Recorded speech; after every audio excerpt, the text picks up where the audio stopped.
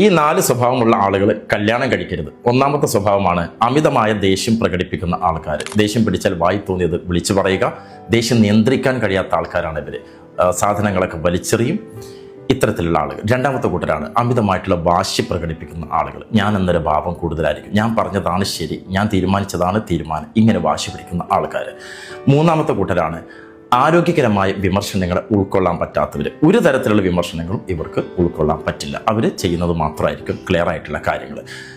നാലാമത്തെ കൂട്ടരാണ് നല്ല ഉപദേശങ്ങൾ സ്വീകരിക്കാൻ തയ്യാറാവാത്തവർ. ഇത്തരത്തിലുള്ള ആളുകൾ ദാമ്പത്യ ജീവിതത്തിലേക്ക് പ്രവേശിച്ചു കഴിഞ്ഞാൽ ഒരു പങ്കാളിയുമായിട്ട് മുന്നോട്ട് പോകാൻ ഇവർക്ക് കഴിയില്ല. ചിലർ പറയും കല്യാണത്തിന് ശേഷം ഇതൊക്കെ ശരിയാകുമെന്നുള്ളത്. കല്യാണം എന്നുള്ളത് ഇത്തരത്തിലുള്ള സ്വഭാവങ്ങളെ ശരിയാക്കാനുള്ള ഒന്നല്ല. കല്യാണത്തിന് മുമ്പ് കൃത്യമായ ചികിത്സകളും മെൻ്റൽ സപ്പോർട്ടുകളും തെറപ്പികളും വേണ്ടി വന്നാൽ മെഡിസിൻ പോലും എടുത്ത് ക്ലിയറായി എന്ന് ബോധ്യം വന്നതിന് ശേഷം മാത്രമേ ഇത്തരക്കാർ വിവാഹത്തിലേക്ക് പ്രവേശിക്കാവൂ. അല്ലെങ്കിൽ മറ്റൊരാളുടെ ജീവിതം തകർക്കാൻ ഇത് കാരണമാകും.